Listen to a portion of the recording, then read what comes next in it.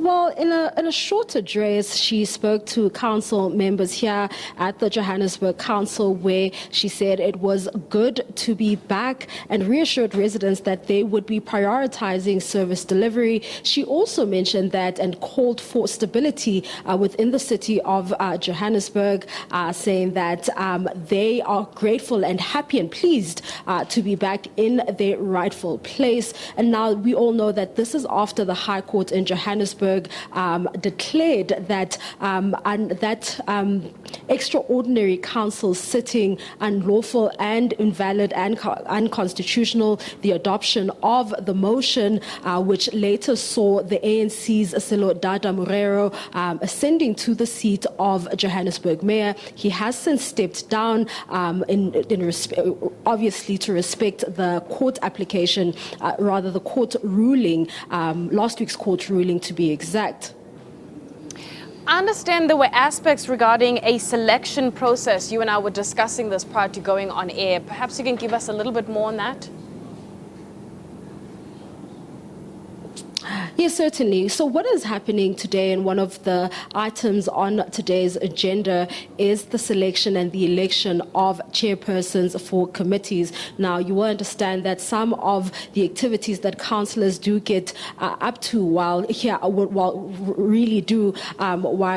deliberating on issues pertaining to service delivery in the city of Johannesburg is to sit in various committees. This includes the economic development, among others. Now, we understand that when the ANC, it seems allegedly, there were some chairpersons who were removed last week. 9 out of 12 chairpersons were removed, and it seems as though today is the day to then re-elect, or rather elect new chairpersons who are going to then sit and preside over these committees. Now, there are some, it seems what we're seeing playing out here is that even though the ANC-led coalition, which was in power very briefly in the city of Johannesburg, is using its majority to select chairpersons who are affiliated or aligned to the coalition agreement and parties. It seems as though those who are then elected by the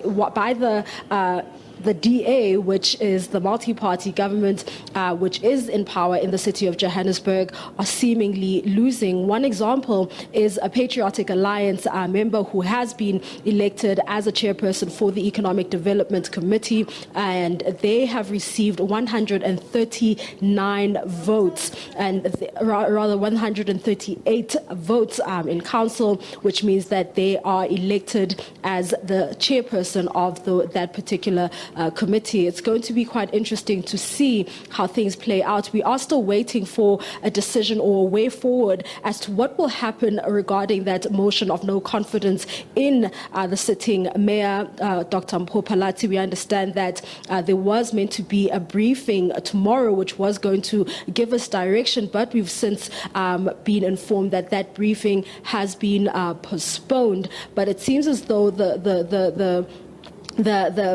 motion could be placed on the agenda in the next programming committee meeting that is due to sit. We're unsure when that will happen, however, but we do understand that a motion is on the table and could soon be deliberated and debated on in this very same council.